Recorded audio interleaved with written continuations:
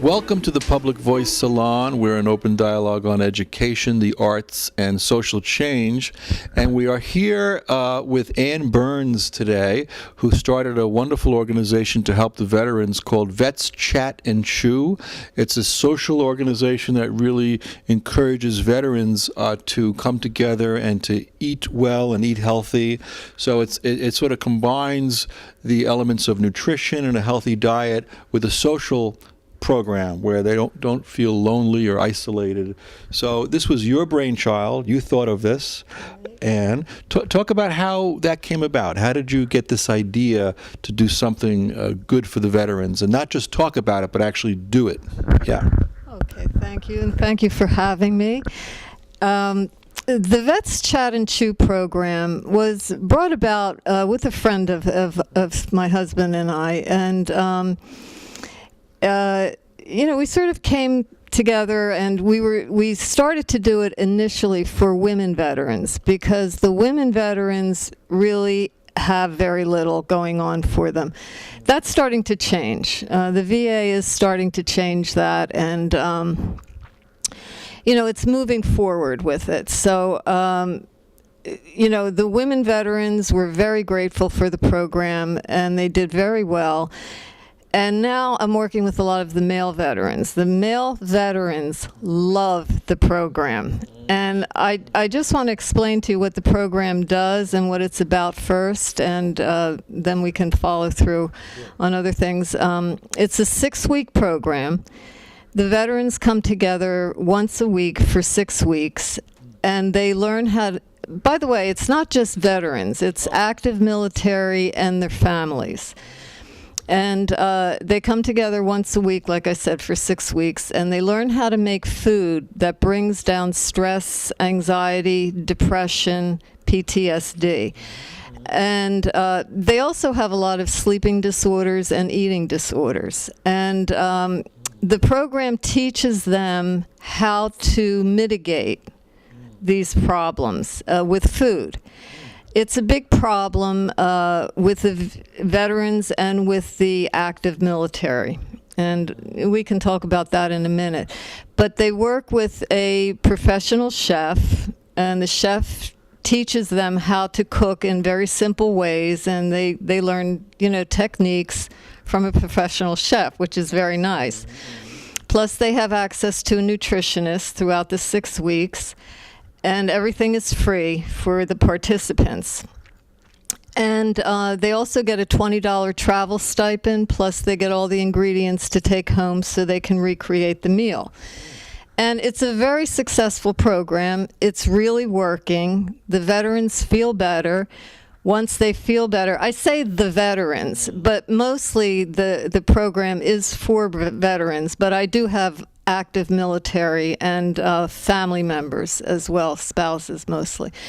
But it's mostly veterans, so. But they do feel better, and when they start feeling better, they can get jobs, they can go back to school, whereas previous to that, they really could do very little. When the veterans come back, the military does not teach them how to unmilitarize themselves. I mean, they go into very stressful situations, even if they're not in a war zone. It's very, very stressful. And basically what happens is they learn from the beginning, and most of them go in very young. It's usually 18, 17 years old, 20 years old. And immediately, they're taught to eat very fast. They have there's a lot of stress going on, as you can imagine. I mean, I'm not a veteran, you're not a veteran, so it's a very difficult thing to go through. but especially if they're in a war zone. I mean, this is very heavy, and they come back with a lot of problems. And basically, they learn to eat very fast in basic training, number one, and this starts these negative eating patterns. And then they go into war zones, and they just eat whenever they can, and the food is not that good, it's not that nutritious. And what's happening is they're developing these patterns that just become problematic as they get older. When you're young, you don't think about it so much, unless you end up in a situation like I work with veterans, the inpatients at the East Orange Veterans Hospital in New Jersey, and that's substance abuse. It's a lot of substance abuse problems, and basically, they have no idea how to eat, and if you're drinking and you're taking drugs, and as a result of your military experience, you're having a lot of problems. And the military does not take care of that. They just let them out, and they don't, I always say, demilitarize them. And it's a very important thing to do. And, a lot of them have been trained to kill. Yes. And, that's a very heavy thing for people. And, during the Vietnam War, when people were drafted, these people they didn't volunteer to go into the military. They were drafted. And these were people like me or you or, and they put a machine gun in your hand. What do you do? And the poor Vietnam veterans really came out. They're a mess, really a mess. But to get back to the original thought process here, the eating patterns develop into real problems. Obesity is a huge problem within the military itself, within the active military. The Department of Defense has now spent, this was in 2014, they spent $1.7 billion on problems concerning obesity and overweight. And, you can't have a military with people who are obese and overweight, for a lot of different reasons. Some of them being because you're denying other people who are in shape to get in.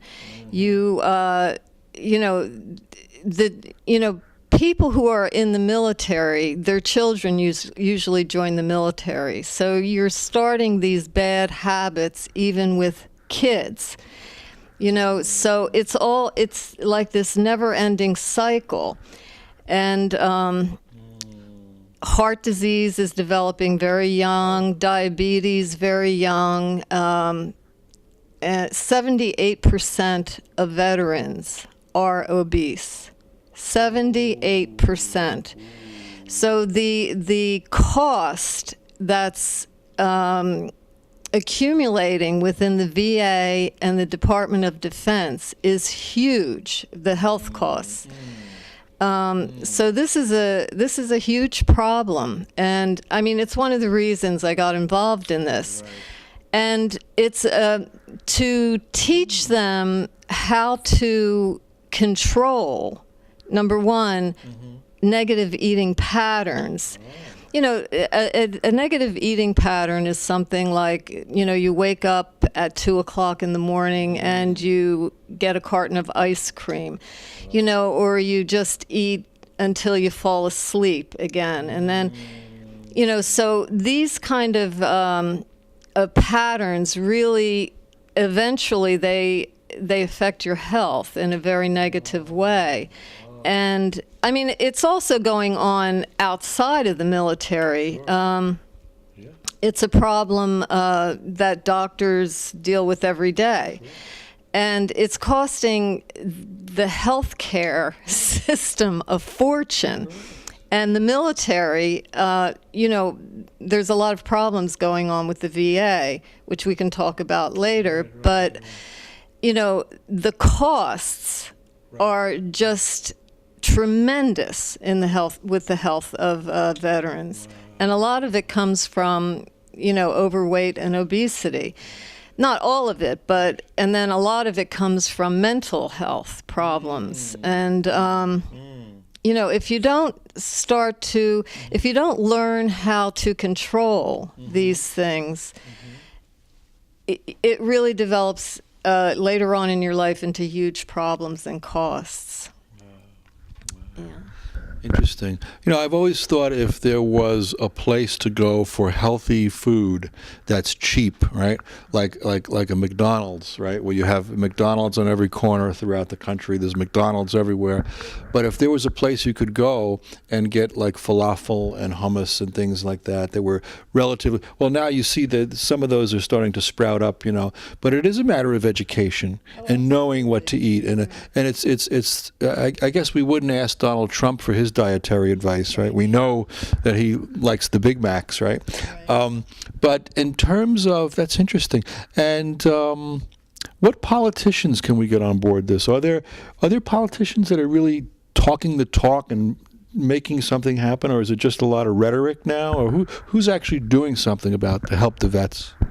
Okay, the people that are actually doing something to help the veterans is within the DOD. Believe it or not, they are starting to see this is a huge problem. Good.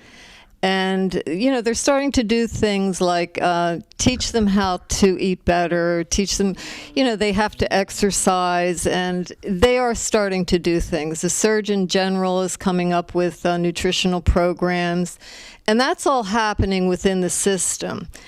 And outside of the system, no, it's not. As far as food is concerned, I don't think there's anything like my program going on. Yeah, totally unique. It is completely unique, and it is working. It's important that I mean for everybody, but especially for veterans. I mean, when they come back, they are very alienated and they sort of drop out of society because of the depression. And nobody really gets them like the VA does. And, there's a lot of problems within the VA, but they get them. They know how they think. They know what's going on. And, like I said, they have problems that the private sector cannot deal with, But to get back to the program, it's a simple thing. You teach them how to sleep. They don't sleep. They're on tons of medication, and the anxiety is unbelievable. I had a veteran the other day in one of the programs. And she said she has now racked up about $6,000 in traffic tickets for speeding because she's so paranoid that people are following her. Oh, boy. And, she said, I just have so much anxiety, I can't function anymore. And that's why she came to the program. And, to learn how to and they don't know how to eat correctly, and they don't know what helps their, food is like, there's food that will make you depressed, like sugar. Sugar is a depressant. Proteins are a good mood food. Let me ask you a question. How many grams per sugar per day you think is allowed? That's the wrong question. Okay. No, the wrong question only because there are so many different types of sugar. But one of the things that we teach the veterans is that the sugar content that you are getting, I'll put it in more simple terms. The reason people wake up at 2 or 3 or 4 o'clock in the morning, but especially veterans, is because at that point, the sugar in your body peaks and wakes you right up. You're just awake. And it's not just sugar, like the white granules of sugar that you find. The sugar is, like, say, for instance, okay, a bottle of flavored water. Okay, everybody's drinking this because it says 0 calories, 0 sugar. You know, it says on these drinks. But if you look at the ingredients, there's a list of ingredients like this on it. Okay, and all of those ingredients are preservatives of some type. The preservatives also enter your system and turn into sugar. And most people are very unaware of this. And so you're getting this huge amount of sugar in your system every day. And when you eat like donuts and Entenmann's and things like that, you're adding more and more sugar to your system. And then like 3 o'clock in the morning, all that sugar just peaks and you wake up. And then you eat ice cream. Top of it. Do you know what I'm saying? And you just get yourself into this crazy rhythm and you throw off all your body patterns, you throw off your sleeping patterns, you throw off your everything. It's, you know, so this is basically the way we're teaching them how to just reorganize their eating patterns. I think about the veterans. I think about 2 great Hollywood movies that were made. The Best Years of Our Lives in 1947, about the veterans coming back from World War II and all the problems that they faced, the social problems, reintegrating back into society. And I think of that great movie Coming Home with Jane Fonda and John Voight from 1979. So, you know, and in that case, that was a loving relationship that helped to integrate John Voight back into the society. So there is a social side to this also, in terms of the socializing, where the conversations that happen over dinner. Talk a little bit about that part and how friendships are born and those particular needs that I think are not being met, that I think are actually sort of needs throughout the society, not just for the veteran. I mean, there's a lot of loneliness and alienation that your husband Stephen Bronner writes about in his work as a critical theorist. You know, so what is your experience in terms of the sense of community that's there? Okay, that's a huge deal for the veterans. It's a huge deal. Because once they leave the military, they really don't have that. I mean, they join the military because they want that kind of camaraderie. And they want that, you know, they want that type of network, okay? And when they come out, they're just like thrown into the ocean. And you know what I'm saying? It's very hard for them to... It's hard for them to find veterans because they have to get a job, you know, or they go back to school and they're going back to school with all these people that are so different from them. And so one of the objectives of the program is that, you know, we give them, number one, a safe venue to be in. So, you know, remember that I just told you about that young woman who had $6,000 in tickets because she's thinking everybody's following her and they're after her. And that's very common with veterans. Paranoia. It's a big form of paranoia. And so, you know, they come together once a week for these 6 weeks, and they love being together. They love it because they all have something in common, and they really can relate to each other. They, you know, and what we do also in the logic of the program is not only give them that camaraderie, but we also introduce professionals to them who can help them. Like we do have somebody from the VA come and talk about benefits. We have a relaxation technique person come and teach them relaxation techniques. And of course, we have the nutritionist, and then different other people, like someone will come and talk about jobs and, things like that.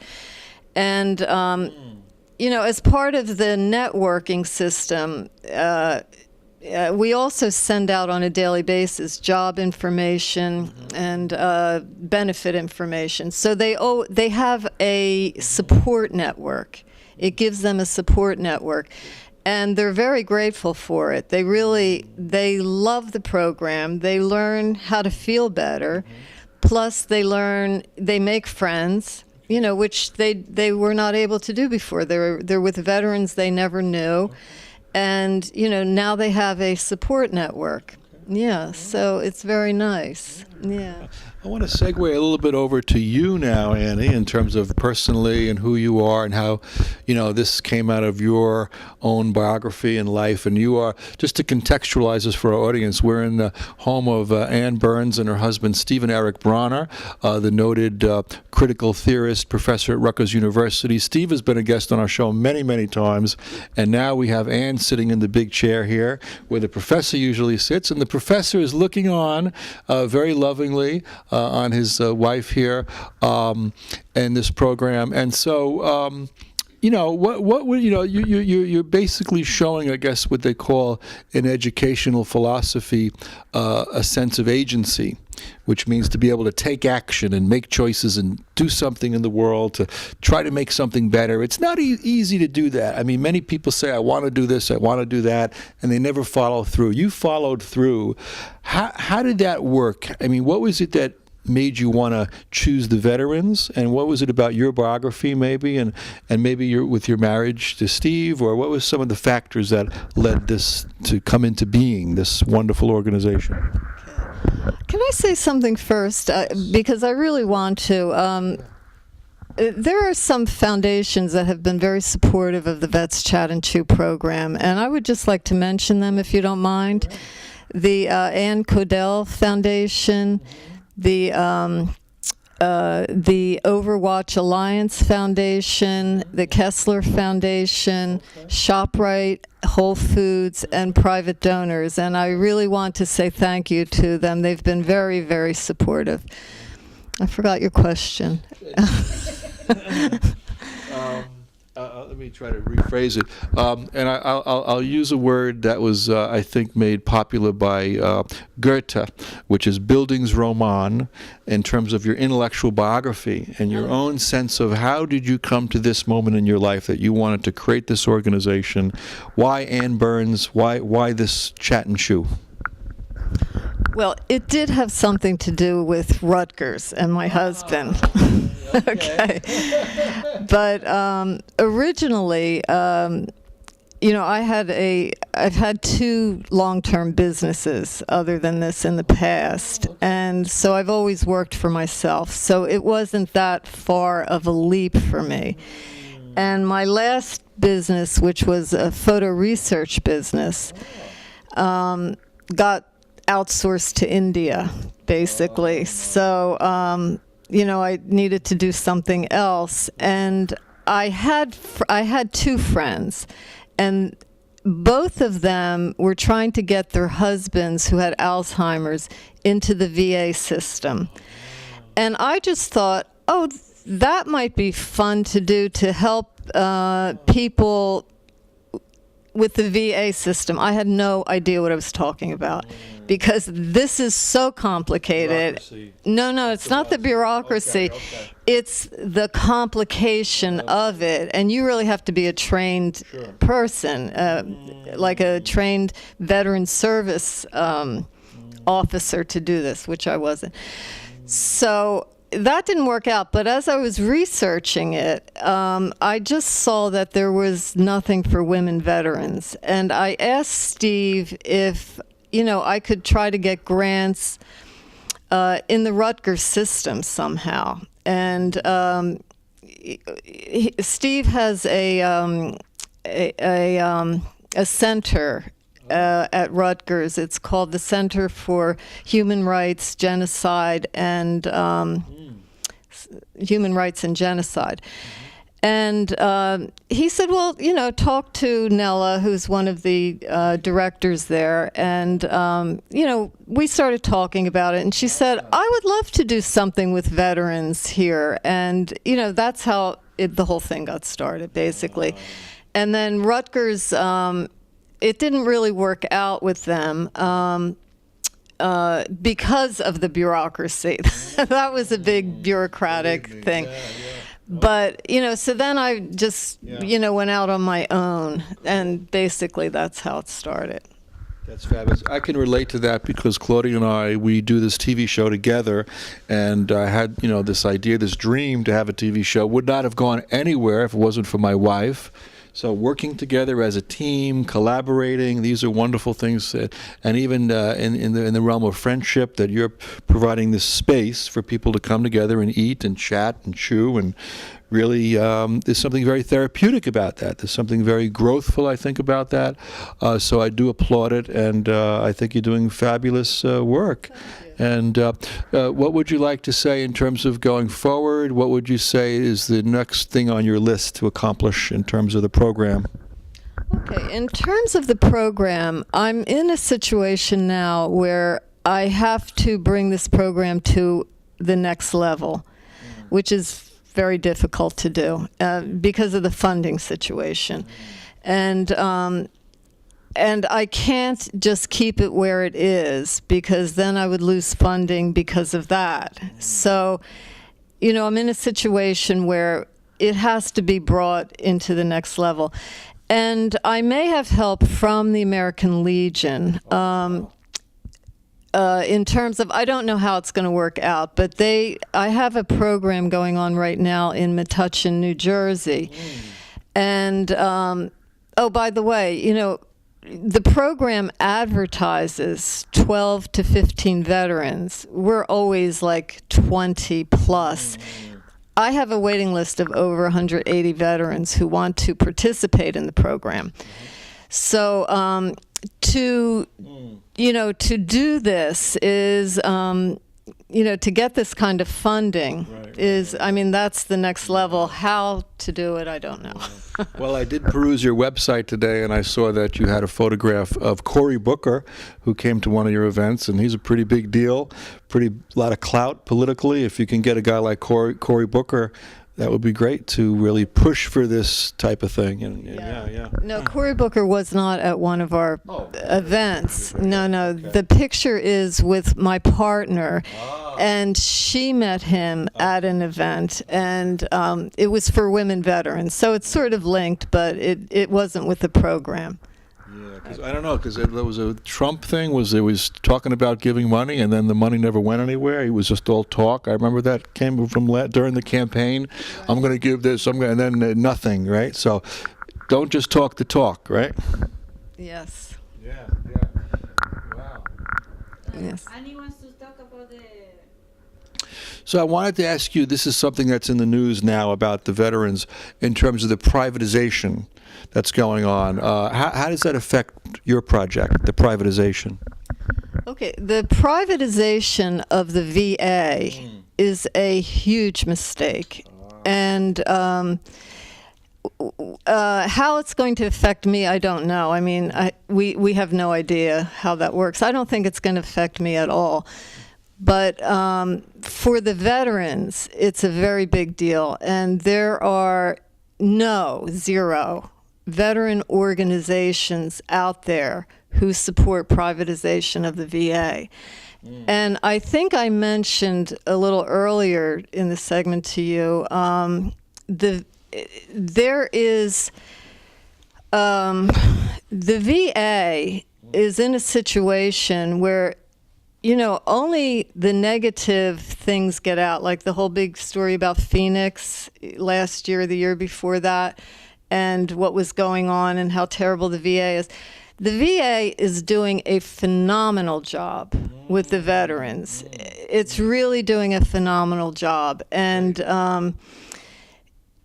It is the largest healthcare system in the United States. It is the largest. Okay, and one of the problems with it is the constant turnover they have in directors.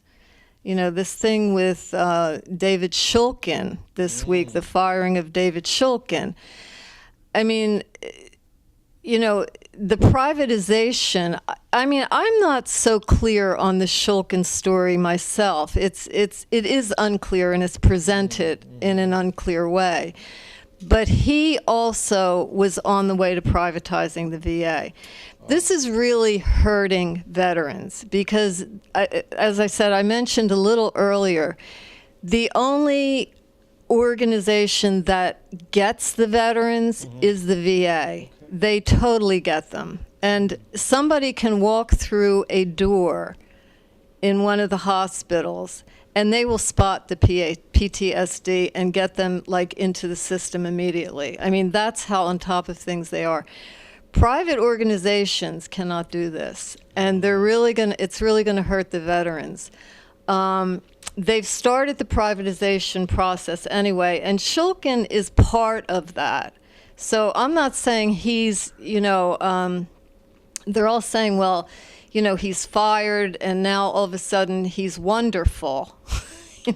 I don't know how wonderful, he is, because I don't know that much about him myself, and not that much is presented. The new guy is, this is bad because, he's a very nice guy. Everybody likes him. Ronnie Jackson is his name. He's the White House doctor who has overseen 12 people, between 12 and 20. He's now made the head of the VA and a system of 360,000 employees. What can you say about this? Is he qualified? I don't think so. But anyway, the privatization has already started. And one of the big problems with it, they tried to privatize with the Choice program. It's called Choice. And already, Choice has not been in existence that long. And in the past 2 years alone, 2 private organizations who are running the Choice program, one is called TriWest, the other is called HealthNet. They have bilked the VA in 2 years of $89 million already. This is privatizing, okay? And the auditing is still going on. So what I'm saying is the privatization... Looking at your puppy. I know. Okay. The privatization... Yeah, Phoebe is getting into the conversation. It works like everything else. Like with the prison system, it's the same thing. So they're just going to try to make a profit off the veterans.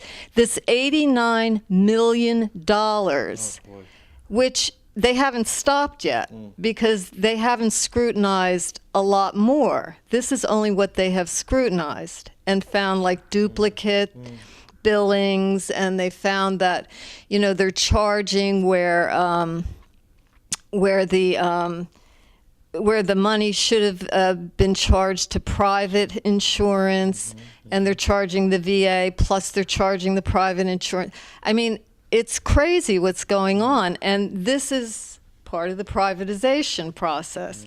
And it's also still the fault of the VA because the VA is keeping them. They've extended these 2 companies, they've extended their contract to September of 2018. And probably beyond, because they say they have nobody to replace them. And the taxpayers are paying for this. We're paying for the Choice program, and then Shulkin was starting his own. He was trying to get legislation because they saw Choice wasn't working so great. He started something called the CARE program, the Veterans Care Program. And the CARE program is, the VA it's a community-based they're community-based clinics and things like that, which of course the VA is paying for. However, it's being contracted out to private contractors. The VA will have nothing to do with it. So you're just going to be, it's going to be a huge mess, a huge mess. Well, you seem to be very aware of the intricacies and complexities of this issue.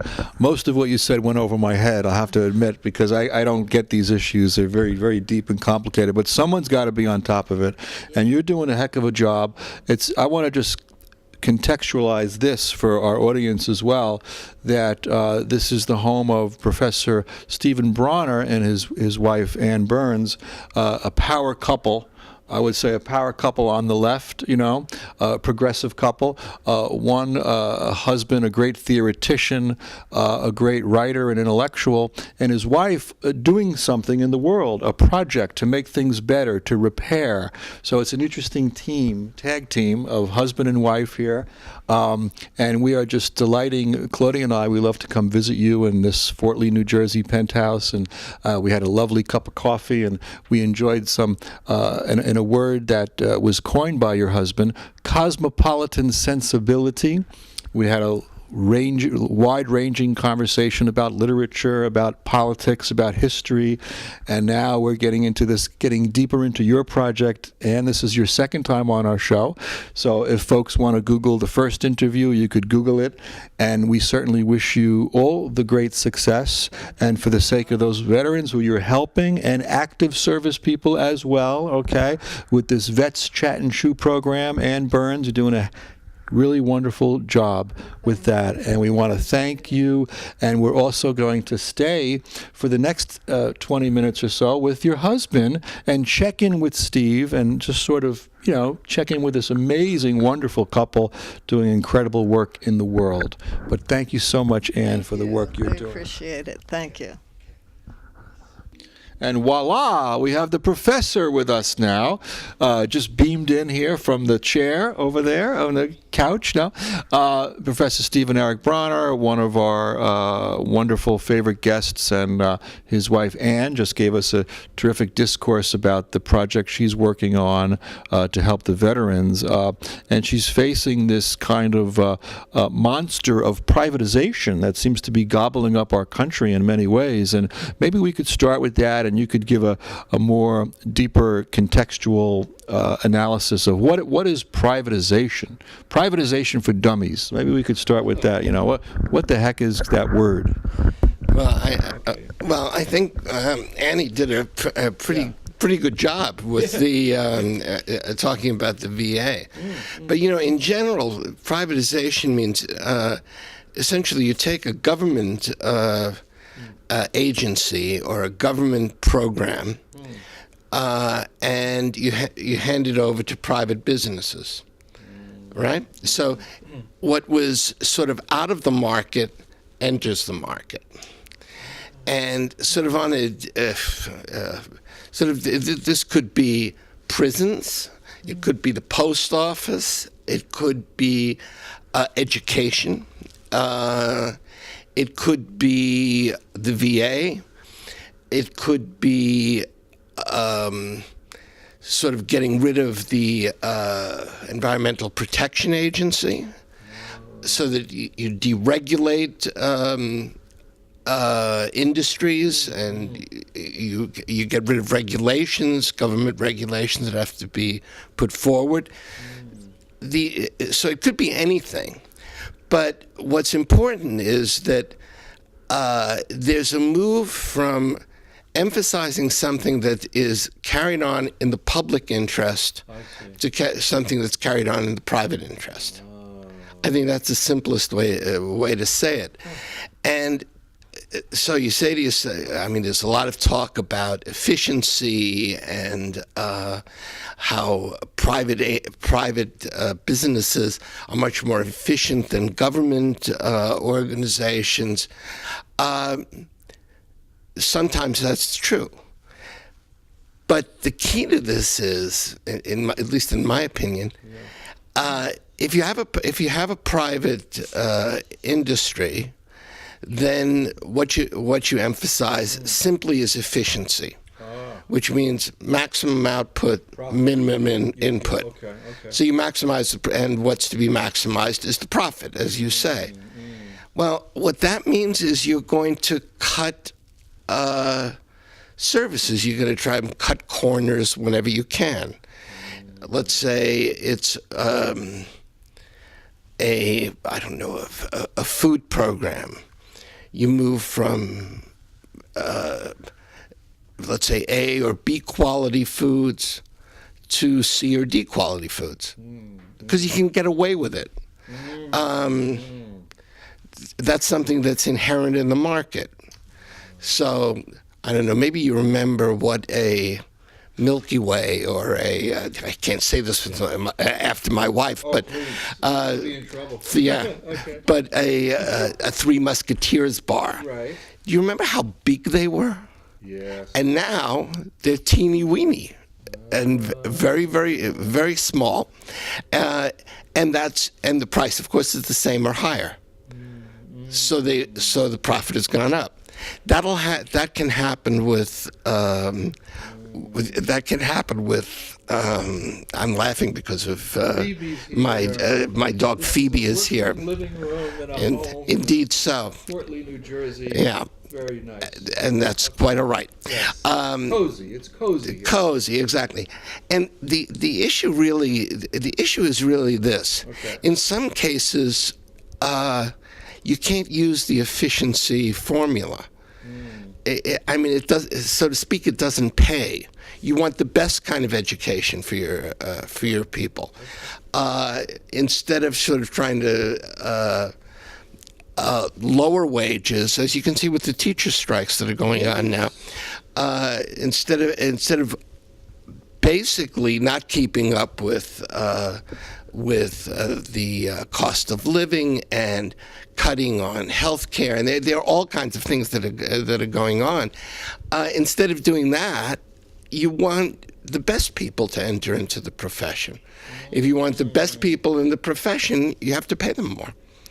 That may not be an efficiency issue, and that's true with every aspect. For example, prisons, right? And Michelle Alexander and any number of other people have done wonderful work on this.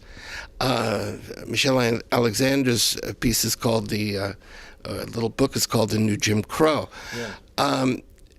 But if you think about it, and it makes sense. If you own a prison, you want as many prisoners as you can get because you get paid for them, right?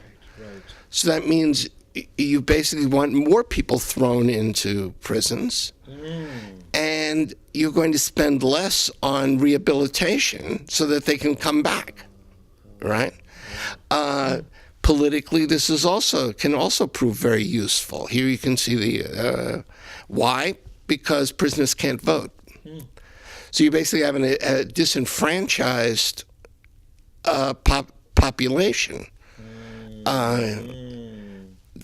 that will grow bigger if, to the extent to which the privatization takes hold. I feel so lucky to be in this apartment, and Claudia, if you could take a look at the books on the shelf. Whenever we film here, I always ask Claudia if she would just do that, because this is an intellectual inner sanctum of sorts that one doesn't see much in America these days. There's a book above me here. I saw this book by Heidegger, and it just...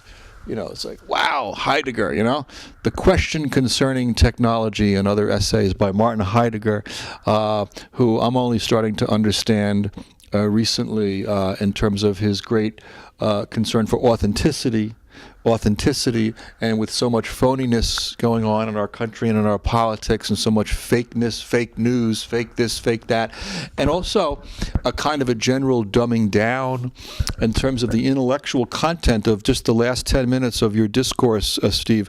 You can watch MSNBC and you can go to CNN and back and forth, and they're doing what they can with the commentators and the talking heads, and you do get certain information, and it's important, but it doesn't go deep enough.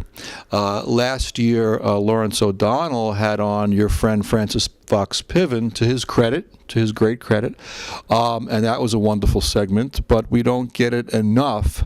And that's why it's so refreshing to have you come on and say these things and to go into a deeper analysis of the problems, but also in the limited time we have left, given the fact that you were a student of Ernst Bloch, who was a great philosopher of utopia, from Tübingen University in Germany, where you began. You obviously grew up in Washington Heights, where they spoke German on the streets back then, and then you went to City College, the great City College, when it had the alcoves and the great intellectual debates that were going on. You caught the very tail end, I think. And then you were at UC Berkeley, all of this great intellectual ferment. What is happening in the country today? What's your analysis when you look at the young people who have finally taken to the streets, okay? In the past 2 weeks, the young people are out there and with the gun issue, and they're taken to the streets, and with Black Lives Matter. It seems like there's a great awakening happening in our country. And what's your analysis of that, and is that give you a sign of hope? Well, anytime groups participate, there's hope. I don't think they would participate if there wasn't they didn't have a sense that they could be that they might be effective. But I have to be honest. I think there's a lot of pandering going on by people on the left, even with regard to these kids who are only to be congratulated for going into the street. However,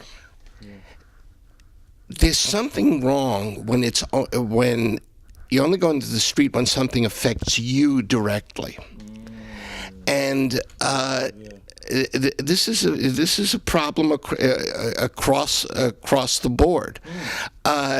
The gun control issue, yes, by all means you have to protest, but I also think there has to be clarity about what kind of reforms you achieve. It's not just protest. And perhaps it's true that legislators and politicians take the road. My view is that this is all too tame. There's no reason for. There are going to be hunters, and there's some people who actually hunt for food. It's a different issue, but I don't see why one shouldn't ask for 90% of the guns taken off the market. You want to put something radical forward and then compromise.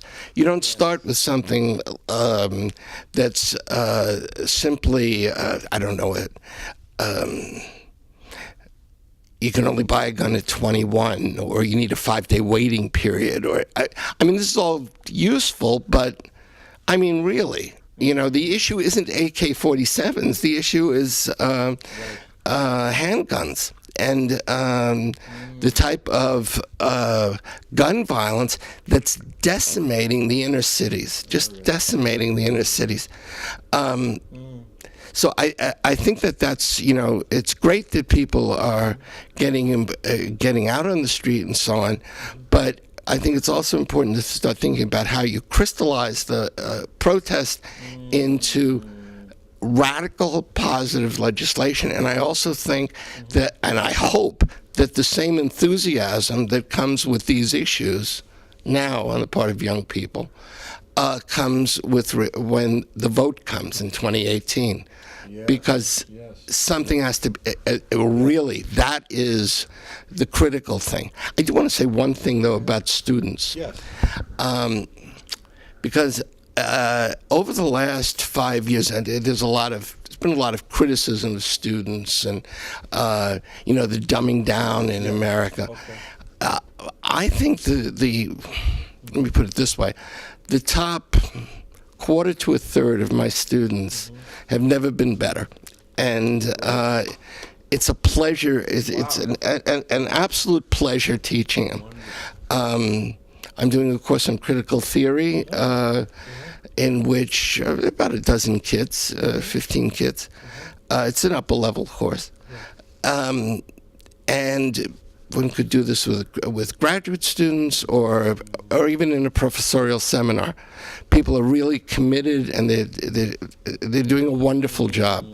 Even in more introductory courses, the top third, I think, as I say, are just great. As we go down the scale, it gets worse, and it gets a lot worse, to the point where people can't write paragraphs, and this is tragic. But I think that the issue isn't just simply making it all fun and making it all simple, but challenging kids, giving them a reason why they should know these complicated thinkers, and recognize that issues are complicated, and you have to be up to the task. And one thinks about these, Claudius, at 7 minutes, you think about the young people who are taken to the streets with the gun issue, and you wonder where are they getting the education in progressive movements and progressive history, in terms of the left, in terms of the union movement, in terms of the first great progressive era in the 1890s, and then you had the 1930s, the uprisings in the 30s, and then the 1960s, right? This is, we're in 2018, the month of April, which was a very historical month because two people were assassinated, Bobby Kennedy and Martin Luther King, and both in the spring of 1968, 50 years ago. So do you think it's important to get this information and this education to young people, that they could sort of get a history of the left for dummies or something, just to at least get an analysis, to get it out there in their hands, so that they know what's going on and connect the dots to the broader historical? Is there not an amnesia that's going on in terms of our larger society? When you look at Trump, and every day it's like another Stormy Daniels porn star, and it's consuming the entire media with trivial kind of things, and we're not really getting to substance. Does that make any sense? It makes a lot of sense, and I guess I'd answer this in 2 or 3 different ways. A left that isn't aware of its own traditions isn't a left, or it's going to be weakened drastically by it. I'm not sure how dumbed down you can or should get with this. It's important to have that this is multimedia. The movie on the young Marx that appeared can only be, is a good thing. I mean, works like that are very important, but also people should know what made these great figures and great movements of the past great, and I think, if I can say so, we've been very remiss. We on the progressive left have been very remiss on transmitting the historical trajectory of our causes, and that's something that I think is there for the future. One of the things that's most impressive about these kids going into the streets, especially from Florida, is that obviously there was not a great deal of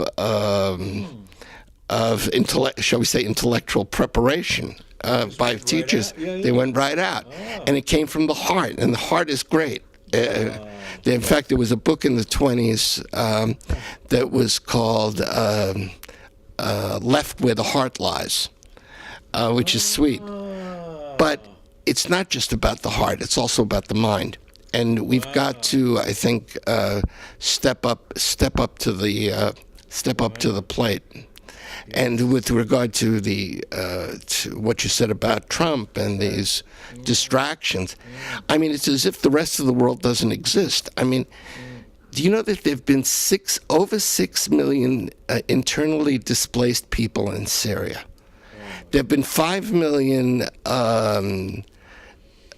exiles in Syria. There are 400,000 dead. We have an incredibly complicated situation, and you don't hear about anything on the news at all. should we pull out or shouldn't we pull out? That's the end of it. It's really, it's gotten to the point where it's almost impossible to watch the news, period. Yes. And besides, the shows where you did get some deeper intellectual discourse are now off the air for, different reasons, whether, whatever you want to say about that. I mean, obviously there was some wrongdoing. I don't know, I'm not a legal person, but for whatever reason, Charlie Rose is no longer on the air. For whatever reason, Tavis Smiley is no longer on the air, But the fact is, we're not getting that discourse. We're not getting that depth of intellectual discourse that you once had with Bill Moyers. Yeah. Who was one of my heroes. I wrote Bill Moyers a letter. He wrote me back a wonderful page-and-a-half letter encouraging me with this project and the work that we're doing here. And so, again, it's always a pleasure to have you on, Steve and Annie, today. Maybe you can say a few encouraging words to Annie. We only have 2 minutes left, and your lovely wife, who was preceded you in the chair, in the big chair, and just as we sign off here in Fort Lee, New Jersey. Well, with regard to Ann Burns' project, Vets Chat and Chew, this is really a great thing, and because really, Ann is very modest about her achievements with this. She's helped hundreds of people and made a difference in their lives, and she really is out there on her own. I mean, this is not it's for all the talk, the help that's given these people who've served our country is absolutely minimal, and I'm really proud that she's doing that, and it's great. Fantastic. And they can't say that the left doesn't care about veterans anymore. They cannot say that, okay? Forget that argument anymore. We have an intellectual activist couple on the left, progressive people here in Fort Lee, New Jersey, enjoying a wonderful time with them, as always. And my thanks to my darling wife, Claudia, who is filming us. Without her love, without her support, and her wonderful editing skills, this would not be possible. And thanks to Phoebe here for joining us. Lovely dog Phoebe in Fort Lee, New Jersey. Thank you again, Steve and Annie, and you're always welcome back. I much appreciate it. Thank you so much.